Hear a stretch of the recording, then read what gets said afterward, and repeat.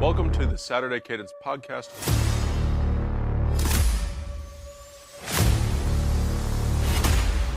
I'm Blake Biscardi, and remember, the Saturday Cadence podcast is the heartbeat of college football. After more chaos in Week 8, Billy Napier has been fired from Florida. We've got updates on the coaching carousel for you, plus a Week 9 slate that features some big clashes in the SEC, plus a couple of games in the Big Ten that could be relevant for the edge of the college football playoff. Welcome into Saturday Cadence, the heartbeat of college football. My name is Blake Biscardi, and David Wertheim joining me today. David, let's talk about this. We've got Billy Napier being fired. That happened on Sunday at Florida, so he is officially out. This is not a move that is surprising to us, not surprising to the Florida fan base, nor the college football world. It's been impending, it felt, for many months, even potentially over a year now. But he's out, and Lane Kiffin seems to be the hot name and priority one for the Gators program. What are your thoughts here on Florida making this decision now, midseason in October, how the coaching carousel is setting up now with a couple of big jobs available, potentially some more on the horizon, and then Lane Kiffin being the top name here? Yeah, I mean, I think with Billy Napier, I think the writing has been on the wall. It was on the wall last year, and he had a nice little late season run to give himself a chance in 2025. And then they just didn't do enough, losing Miami, UCF, and then obviously, this Mississippi State game they won, but, it was already kind of reported that he was going to be fired whether they won or lost that game. So writing was on the wall for Billy Napier. Good for him that he was able to end his tenure with a win at least. But disappointing year for the program for sure. DJ Lagway coming back and the talent on their roster after their nice run at the end of 2024. You thought they were setting up pretty good for this season, but ultimately that wasn't the case, and it was time to move on. So I don't think I can fault the decision makers down there in Gainesville at all. I think it's a place where they expect to win and be competitive in the SEC. And I think obviously with the recruiting base that they have in Florida, the amount of financial resources, I think it's a great job. And I think that Lane, if he ends up being the guy, will do well there. In terms of the broader overall coaching carousel, there's just so much activity already. Penn State, Florida is already open. There's so many jobs that are already open. Michigan State might come open. Wisconsin might come open. South Carolina might come open. Virginia Tech is open. So there's just so many Power 5 jobs already available. There might be more. There will be more that come available in the near future, and certainly at the end of the season. So, if you're looking for a coach, this isn't the right year for it, unless you're one of those top 2 or 3 jobs. Program like Michigan State might have to stick with their guy just because there aren't many candidates available. Or you'd be hiring, potentially a guy who got fired from his other stop, like a James Franklin or a Luke Fickell or a Jonathan Smith. Stuff like that. Smith is a guy, now that Oregon State's open, maybe he considers a reunion out there if his time in East Lansing is done. But we'll get into all the specifics, I'm sure, at a later date. But yeah, I mean, the market's crazy right now. And if you have a coach that you like, you're in a good spot. Ohio State, Georgia, Alabama are really good spots just with the caliber of coaches that they have, and they're not going to have to compete with some of these other here towards the offseason. So yeah, active market for sure. And it'll only become more active as we get towards the end of the season.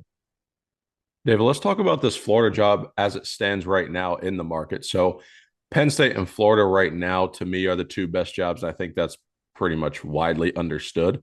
But let's say that Auburn becomes available and LSU. Okay. How would this Florida job rank in terms of that job market right there for these coaches on this carousel? Because we're sitting here in October. This is much earlier than this coaching carousel usually gets going. So even if you're waiting for a guy like Lane, we're going to talk about Ole Miss as a fringe playoff team, potentially a legitimate contending playoff team. You might have to wait for Lane Kiffin until late December or January. You just don't know that yet. So there's going to be a lot of lead time. There's nothing guaranteed. Plus, more jobs are going to become open and available. So right now, where does the Florida job stand in the market in terms of prestige? Is it the best job available? Is it better than Penn State? Do you think it's second to Penn State because of the state of where both of those programs are. Talk to me about that because it's these jobs, it's more than just, hey, how many wins do you have a year? It's where's your recruiting base? What resources do you have? What's the financial backing? Where are you located? Do you have buy-in from your AD and from your president in the university? What's your boosters like? How's your NIL? There's a lot more factors involved with these jobs than just X's and O's and just results on the field. So talk to me a little bit about the Florida job as it stands in the market now. Yeah, I think it's the best job. And if I was a candidate, that'd be my number one job right now. I think if LSU were to come open, LSU might be a little better. There's obviously significantly less in-state competition, and you're still in the SEC and in a fertile recruiting hotbed. But in Baton Rouge, you're the only show in town, and obviously that's the same in Gainesville. But there's just so many other good programs in the state. Obviously at Florida State, Miami, but even USF and UCF, there's just a lot more competition. But I think as it stands right now, Florida's still the number one job. You're in a great recruiting base. The thing about Florida, even with that competition, is that there's a lot of players to go around. Um, with Florida being, the top or one of the top producers of high school talent every single year. And then you're in the SEC. You're in a spot where they expect to win. They've done it before. They've won national championships before. They've been competitive before, and I think they want to get back there. So I think as it stands right now, Florida is for sure the best job. Like I said, if LSU comes open, then I think it's kind of one and two right there, A and B, between Florida and LSU. LSU obviously has won a championship more recently. Not sure that really matters anymore, but they're another place that they expect to win and be competitive there in the SEC. And as I mentioned, they're kind of the only show state. Uh, so I think that LSU job's a really good one too. We'll see what happens with Brian Kelly. I think an interesting move would be Brian Kelly to Penn State, and then seeing what happens at LSU. Brian Kelly is the guy who seems to wear out his welcome after a few years in these places, and could ultimately decide to make another move like he did going from Notre Dame to LSU. So, we'll see what happens here over the next few weeks. But as it stands right now, I would rank that Florida job as number one. I'm not as high on Auburn as these other schools. I think obviously you have to compete with the Crimson Tide, and outside of that Cam Newton year, they haven't had a ton of sustained success. So I think as it stands right now, I would rank Florida number one, and then if the other two were to come open, I'd put LSU at number one, Florida number two, Auburn number three. David, we got an update from athletic directors at Wisconsin and Florida State that they are going to stick with their head coaches for the remainder of the season, and then there will be an evaluation. There was a letter coming out in support of both of those. Mike Norvell's buyout is enormous. There was an estimation that it would cost $75 million to buy him and the staff out, and then approximately 100 to, again, clean house, but then bring on a new head coach. So those are really big numbers. And are those numbers one that you're willing to pay? Florida State has not won an ACC game in quite some time after starting the season extremely hot, beating Alabama at Doak. We thought the Seminoles were back, and last year was a fluke.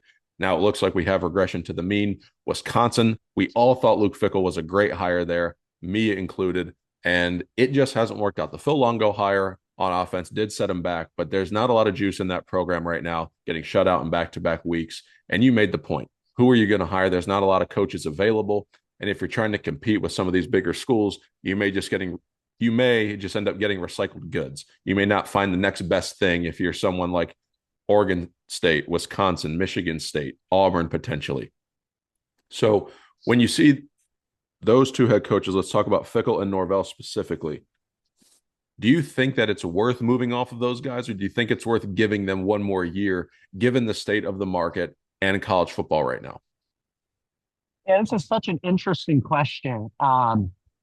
You just got to do a cost benefit analysis really, and pretend you're running a business and then decide if you want to keep your CEO or not. And it's really fascinating. I don't know that I have the answer. I think I would be more inclined to keep Luke Fickell than I would Mike Norvell. I think Wisconsin has suffered from a lack of investment. I think it's pretty clear that the players that they have aren't as good, nearly as good as the players on these other Big Ten teams. And I don't think you can say that about Florida State. I think at Florida State, you could say that, okay, we have a talent advantage, or we're at least on par with these other schools. Like, why can't we beat them? There is no reason that Florida State should be losing to Stanford. I mean, there's just no reason that should ever, and certainly not this year. I shouldn't say ever, but certainly in 2025, there is no reason that this Florida State team could have lost to that Stanford team. And with Mike Norvell, I mean, you've seen back-to-back years. Just last year was horrendously, historically bad. And this year now you start 3-0, you beat Alabama. Um, it seems like 2024 was just a blip on the radar, worst case scenario after a very successful 2023 when they probably should have made the playoff. And then just to go completely in here these last 3 weeks, I think it has to be discouraging for Florida State. I think at this point, I would give Luke Fickell some investment and see what happens next year. Because I mean, Luke Fickell has proven that he can win, albeit it was at a lower level, but he's proven that he can win football games and attract talent to a school that didn't really attract talent. I mean, nobody thought, I mean, before Luke Fickell at UC, they were kind of a dead program. Tommy Tuberville was really running them into the ground. Um, and they were really going nowhere. Fickell comes in, they have a tough first year, and then he kind of revitalizes them. It hasn't worked at Wisconsin for sure, no doubt about that. But I don't think that they've had the level of investment that has been necessary for them to succeed. So I think my answer to that question would be that it's probably time to move on from Norvell, just based on him doing less with more. And then I think Fickell is doing less with less. And I think you got to give him an opportunity to do something with more. So I think that's what I would say as of now.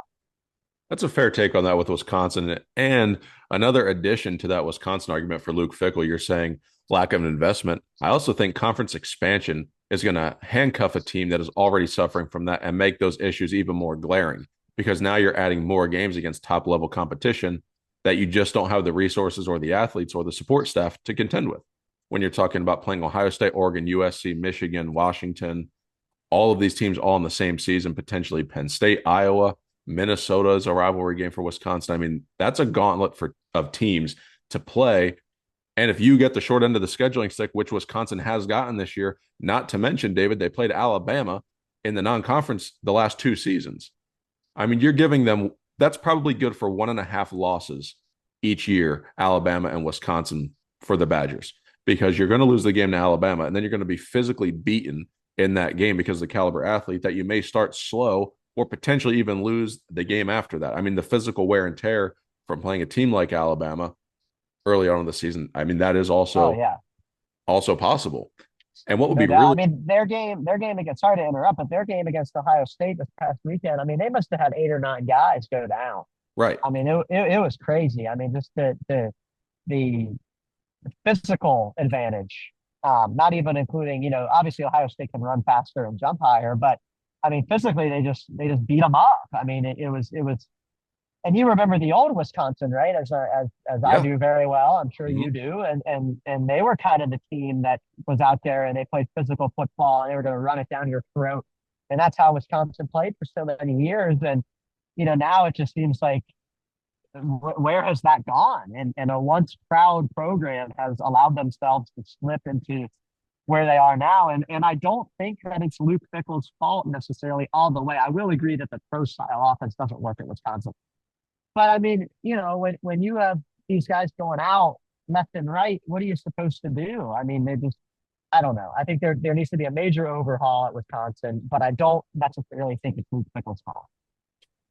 I agree with that take that it's not completely Luke Fickell's fault, because there's a lot of other circumstances, like you just mentioned, that are going into this. David, is it possible that you're saying this Wisconsin of old, that physical brand of football, is it possible that is just in Ann Arbor at Michigan? Like, Michigan is what Wisconsin could be if it had the buy-in and the resources. I'm not saying it's going to win a national championship, but when you're going to play Michigan, they're very similar in style. Obviously, Michigan has more tradition. They've won more games. They have better players, better resources, better everything.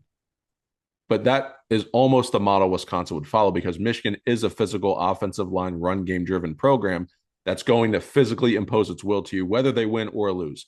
That is how they have to play to be successful. And so does Wisconsin. And you can almost look at them as apples to oranges here and say, all right, well, if we don't invest, this is who we are. If we do invest and get buy-in, that's what we could be, and almost have that as a model to follow. Your thoughts on that?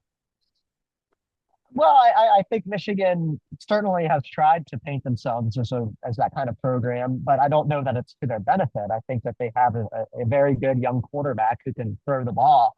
Um, and sometimes it baffles me just how much Michigan wants to do ground and pound. I know that this year, certainly their running backs are much more elite than their wide receivers. Um, but I don't know that that's the recipe for championship level success anymore. I think you need to have dynamic playmakers on the outside if you want to make a deep run. Because eventually your running backs are going to get tired. Your wide receivers, won't get as banged up. Obviously, they just see less touches. So I think that, sure, maybe that's how you could characterize them now. And Michigan is certainly, capable of winning 8, 9, 10 games. But I don't know that that's the best way for success here in 2025 in college football.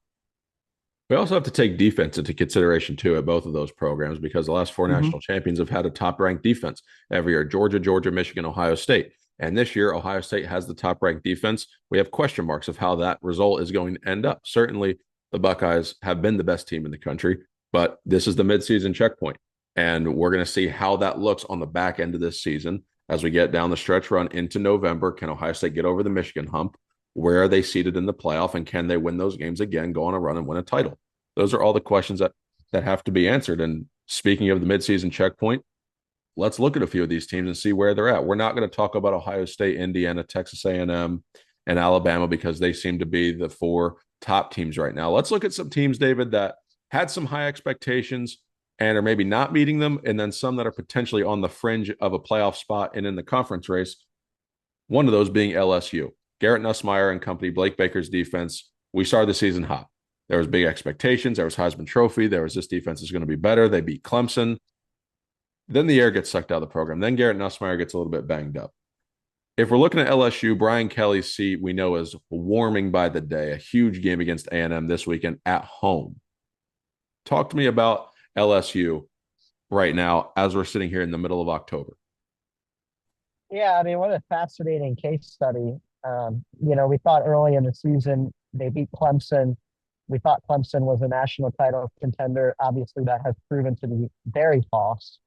And then, really, since then, they haven't had any notable wins whatsoever. They beat Florida at home. Who cares? Florida just fired their coach.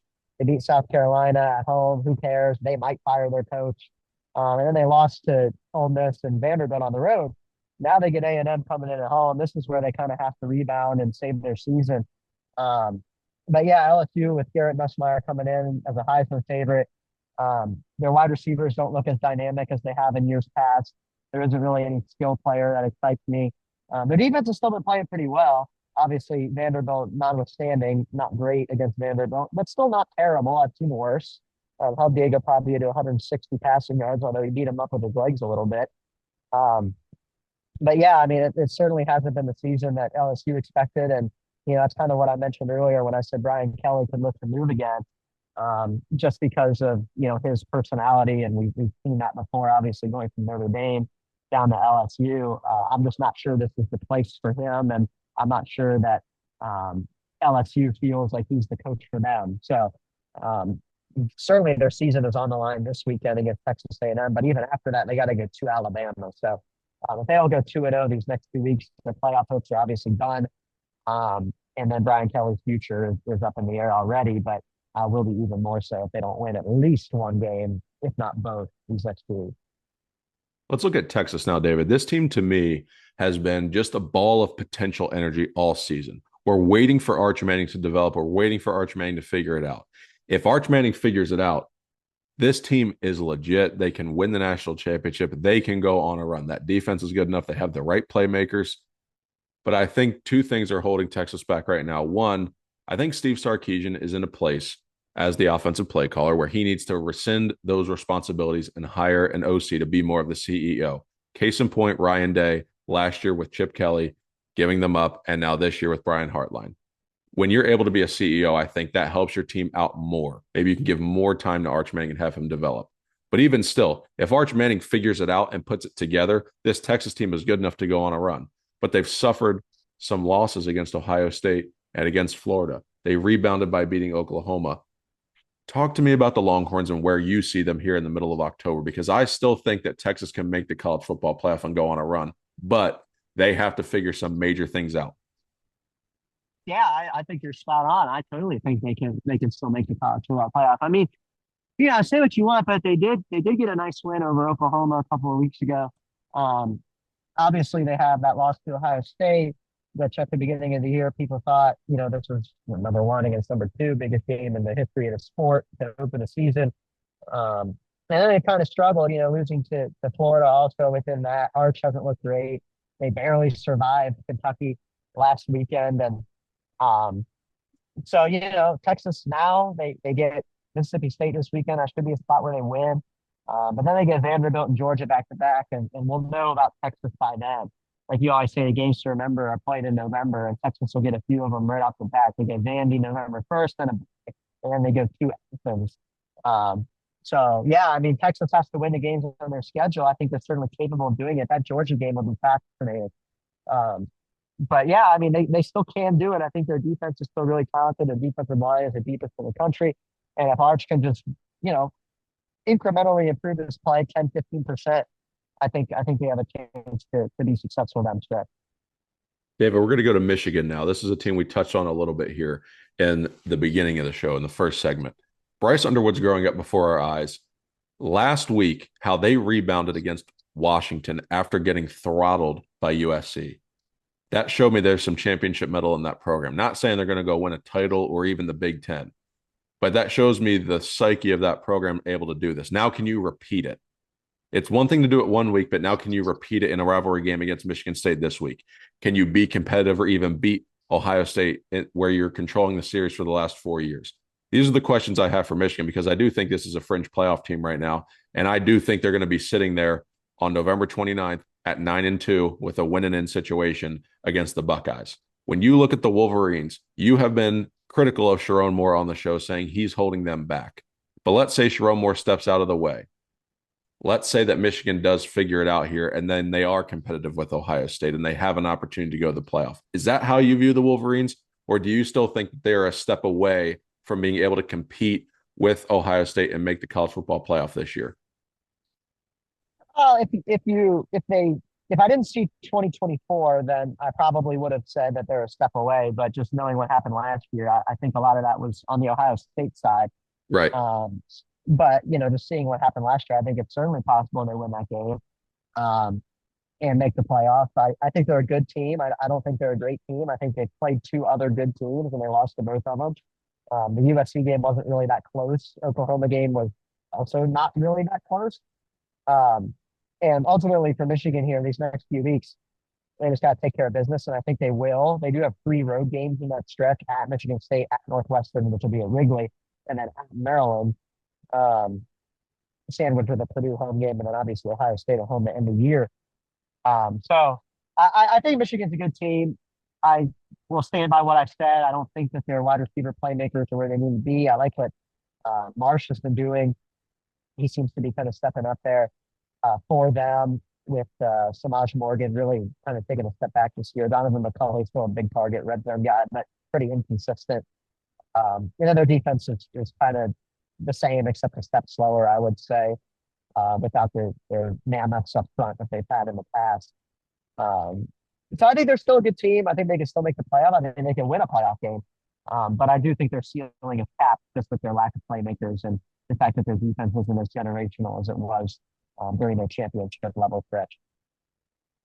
That's also a fair take. And Justice Haynes, the addition from Alabama, has been a tremendous asset to that offense. And then when that is coupled with Bryce Underwood's legs, that's dynamic. Now, again, you're saying the playmakers outside, that's been a glaring issue for them. That's going to continue to be one this season. We'll see if they can patch that in the portal or with some recruiting for next season.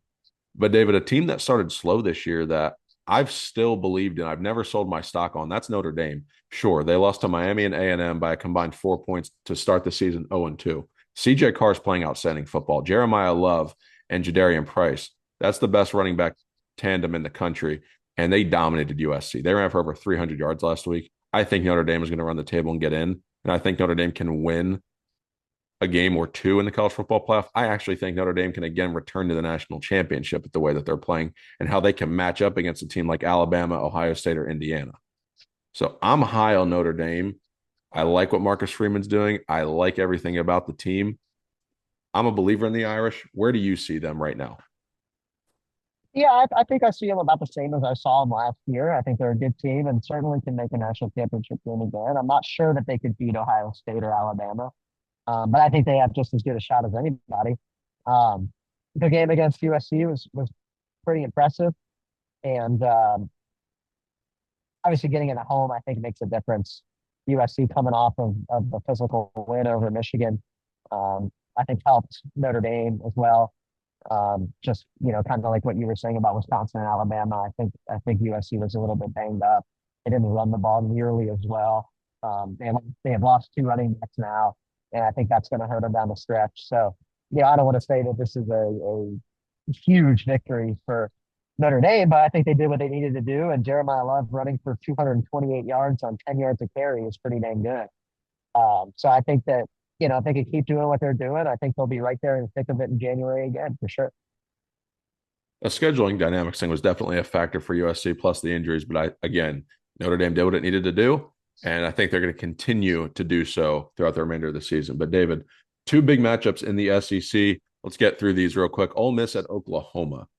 I view this as almost a de facto playing game for the college football playoff. Now, this is not going to guarantee that a team is going to get in with a win, but they certainly have an inside path comparative to the loser of this game, given both of these teams having one loss and how crowded that SEC and backside of that playoff field will be. So when you see this matchup, what stands out to you? What are you looking for? And the quarterback battle, I think, is also a big factor here. Quarterback battle for sure, a big factor. A nice rebound for Oklahoma last week, beating South Carolina pretty handily. I'm still not sure their offense is where it needs to be. Against a Power Five opponent, they haven't scored more than the 26 they put up on South Carolina. Obviously, they were missing John McPeer for that Auburn game, and I think that obviously makes a difference. They probably score more than 24. Oh no, he did play that game, so yeah, my concerns are still valid. Um, they haven't scored more than 26 points against the Power Four opponent. And I think that'll need to change here, especially with Ole Miss coming to town, high-powered offense, Tennessee, high-powered offense, Alabama, high-powered offense, versus Missouri, high-powered offense, and then versus LSU. Those are a lot of good offensive football teams in that stretch. And I know that Brent Venables, he's the defensive guru. That's how he's made his career building elite defenses. But at some point, an elite offense is going to get you, and you're going to have to score some points. And that's what I'm most worried about with Oklahoma. I don't know that it happens this weekend against Ole Miss. It certainly could. Ole Miss still put up 35 on Georgia last week with Trinidad Chambers. Um, so I think that, at some point, Oklahoma's going to have to figure out how to score a few more points because 26 isn't going to cut it. That's the most they've scored all year. That's not going to cut it in the stretch run. So they're going to need to figure something out. It's a very good take, and I think another factor for this is what's Ole Miss like physicality wise coming off of that Mhm. Georgia game. They played almost a track meet there until the end, but Georgia's a physical team, and so is Oklahoma. So how does their offense and defense respond after being on the field for a long time in that game? Lots of series. I think it was upwards of 80 plays they were on the field for in that game against Georgia. So that's certainly going to be a factor too, because Oklahoma likes to play a physical brand of football. John Mateer's health, that's another thing to consider in this matchup. How healthy can he be throwing the football with that hand injury? Will he begin running the football again? Something he's not done the last couple of weeks. So just other things to watch here. But we'll move over to Texas A&M and LSU. We've talked about LSU for a while on this, so let's keep this more A&M heavy here.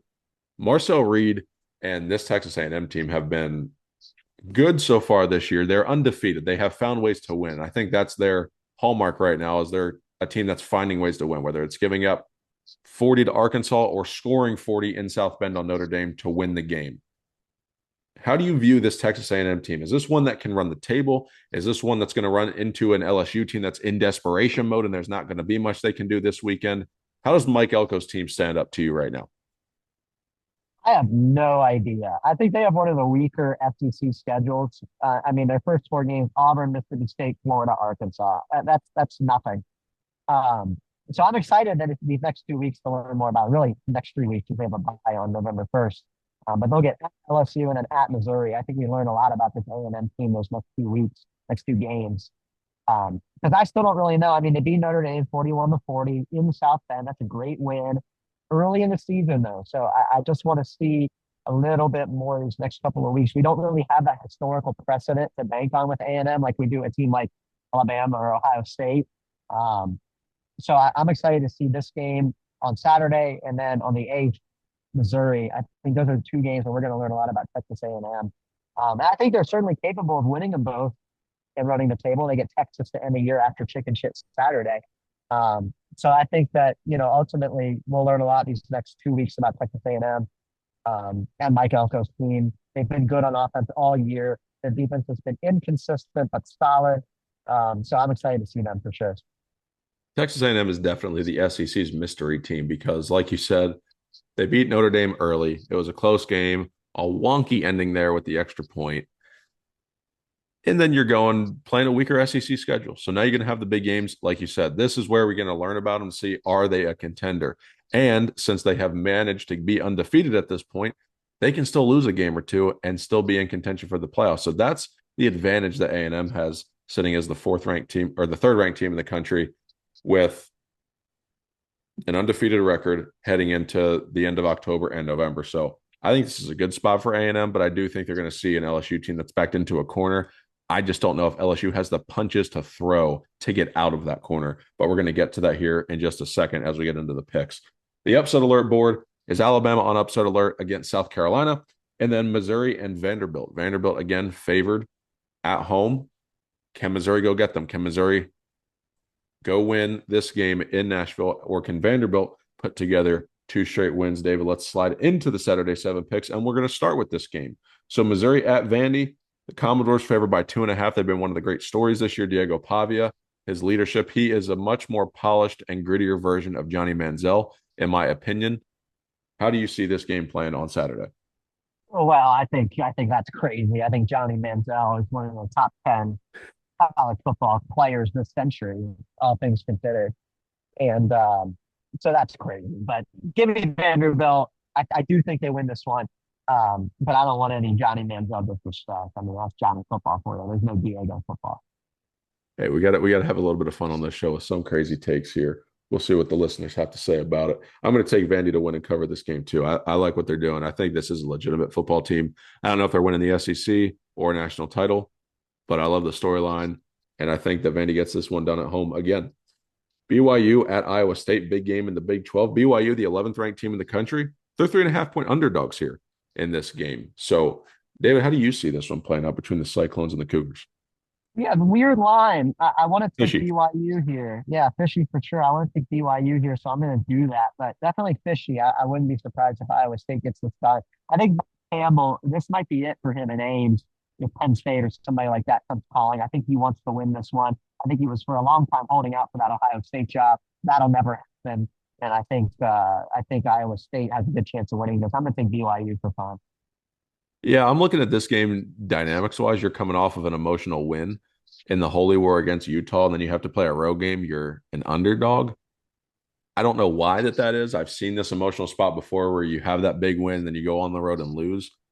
I'm going to take Iowa State, not confidently, just because of that. If that's the way that it happens, great for me. If not, then BYU is a good football team and they deserve to win. So I'm going to take Iowa State just on that basis in this matchup.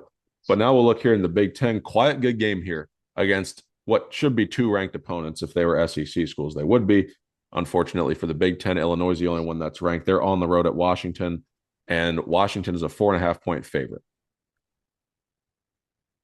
Washington did not look good last week. I like them at home here, but I do think Illinois has a little bit more. I think Luke Altmaier is going to outplay Demond Williams, and Illinois is going to win this game. I'm going to take Illinois to cover, and I'm going to take Washington to win the game. I think this is going to be tight. Let's do Ole Miss at Oklahoma. The Sooners -4.5 at home. Again, Ole Miss coming off of that tough loss to Georgia, back-to-back road games for the Rebels. What happens with the lane train?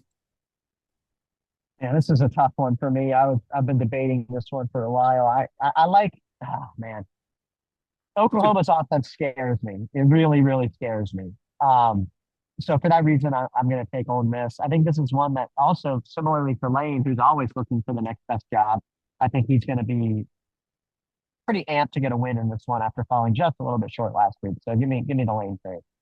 Again, this whole entire slate is pretty tricky. The way the spreads look, the matchups, the competitive balance is pretty even across the board, and there's not really that heavyweight fight. But this is probably the premier game along with A&M LSU. I lean Ole Miss slightly, so I'm going to take Ole Miss in this one.